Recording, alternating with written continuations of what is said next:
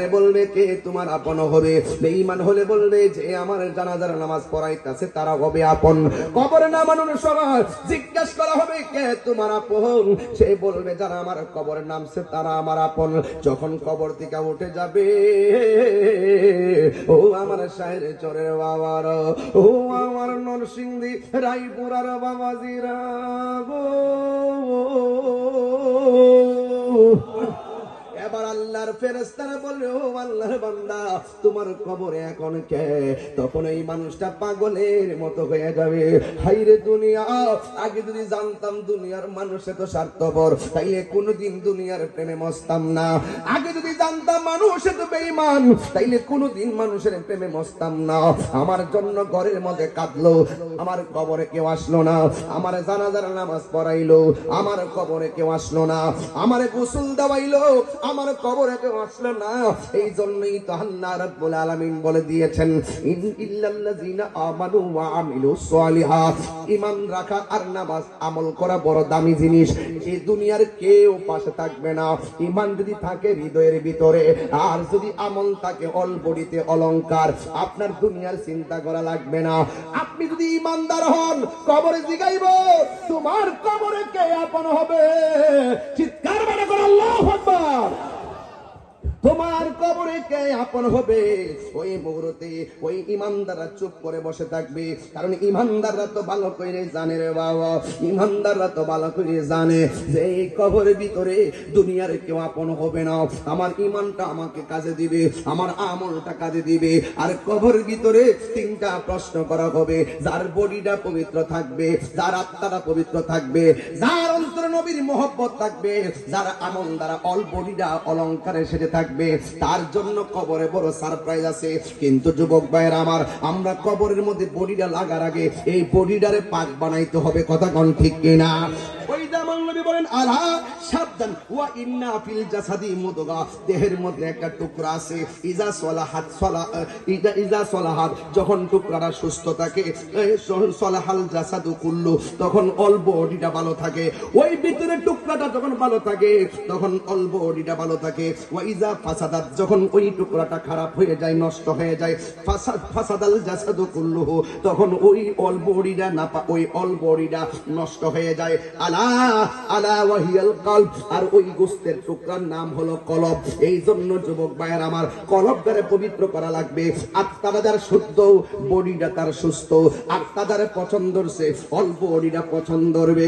এই জন্য মানুষ যখন একটা গুনাহ করে, অল্প এই কলবের মধ্যে একটা কালো দাগ পড়ে যায়, দুইটা গুনাহ করলে দুইটা কালো দাগ পড়ে যায়। দুনিয়ার কোন মেডিসিন ওই দাগগুলা পরিষ্কার করতে পারে না। ওই দাগগুলা পরিষ্কার করে একমাত্র মাওলার জিকির। এই জন্য নামাজে মাওলার জিকির হয়, রোজায় মাওলার জিকির হয়। আমার নবী বলে উম্মত, তোর মধ্যে 7টা গুণ যদি রাখতে পারস তাইলে তোর জীবনটা ধন্য হয়ে যাবে। 1 নম্বর হলো নামাজের প্রতি যত্নশীল হতে হবে। আমার নবী, আপনার নবী বলেন বেনামাজি হইয়া কবরে গেলে 3টা শাস্তি অবধারিত। 1 নম্বর শাস্তি হলো তোমার কবরটারে আল্লাহ ছোট করে দিবেন, এমন ছোট করে দিবে গো, একেবারে ডান পাশের হাড্ডিগুলো, আল্লাহু আকবার কর না কেন, ডান পাশের হাড্ডিগুলো বাম পাশের হাড্ডির ভিতরে ঢুকে যাইবো, বাম পাশের হাড্ডিগুলো বাম পাশে ঢুকে যাবে। ও যুবকের দল, তখন ওই মানুষটা এমন জোরে একটা চিৎকার মারো রে বাবা, চিৎকার দিয়ে কইবো আল্লাহ, আগে যদি জানতাম গো আল্লাহ, বেনামাজি হইয়া কবরে গেলে গো এমন শাস্তি তুমি আমার দিবা, জীবনেও নামাজ ছাড়তাম না, জীবনেও নামাজ ছাড়তাম না।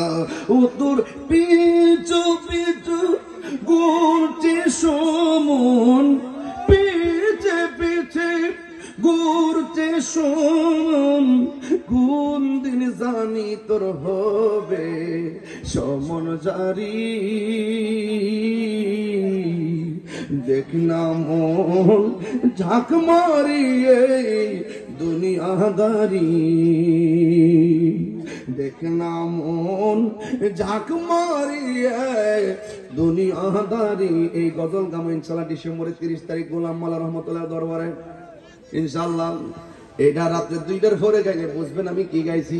ওই 1টা-2টার পরে যখন সব বন্ধ হয়ে যাবে, আওয়াজ বন্ধ হয়ে যাবে, তখন চোখের পানি ফালায় ফালায় কানবেন। এই গজল গামো ইনশাল্লাহ 30শে ডিসেম্বর গোলাম মাওলা রহমাতুল্লাহ আলাইহির দরবারে ইনশাল্লাহ। কয়টা রে ভাই বন্ধু আর আপন জনা। আপনার কষ্ট হতেছে? ও আজকে লাইন বেড়াই করতেছি আমি, এই কথাগুলো বুঝে আসতেছে তো ইনশাল্লাহ? বলেন না আমার সাথে, বলেন না। দিনের বেলা তো একটা মনোযোগ দেওয়া যায় না। কবিলে হুজুর ভালো করে ওয়াজ করেন, দিনের বেলা যত ভালোবাসি করেন মনোযোগ করেন জানা। কারণ মানুষের মন থাকে এলে বলে যে বাসদার টাসদার ছায়া দিছে, এগুলো ওইগুলো ডিস্টার্ব করে। কথা কোন ঠিক না? এই জন্য এরপরে যা বলতেছি আমার মনে হয় কম বলি নাই। কথা কোন ঠিক কিনা? ভাই বন্ধু আর আপন। আরেকটা কথা বলি, তাহির হুজুর নতুন করে সিনেমার কিছু নাই। অনলাইনে কি তাহির হুজুর গোপন আছে? এখনো কি তাহিরি ভাগ্যে গেছে গা? মামলা ইত্যা তকদিরে থাকলে হবে, এগুলা নিয়ে ভাবি না। মৃত্যু একবার হবে, কিন্তু মরে যাব, কিন্তু লড়ে যাব। কথা বলেন ঠিক না? আওয়াজ করবেন না। ভাই বন্ধু আর আপন জনা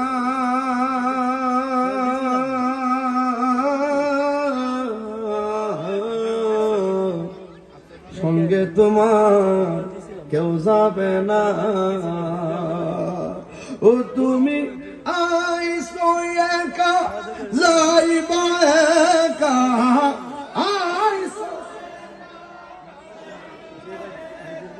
সঙ্গে তোমার কেউ যাবে না। দেখলাম ঝাঁক মারিয়া দুনিয়াদারি মিনহা খলাকনাকুম, এই মাটি দিয়ে তোমার বানাইছে, ও ফিহা নুইদুকুম, এখানে ঢুকাই দিব। ঢুকাইবার আগে একটা ঝাড়া মারবো, এই ঝাড়া দিয়া ভূমিকম্প শুরু হয়ে যাবে গায়ের ভিতরে। রাসূল বলছেন একদিন পৃথিবী ধ্বংস হবে, ধ্বংস হওয়ার আগে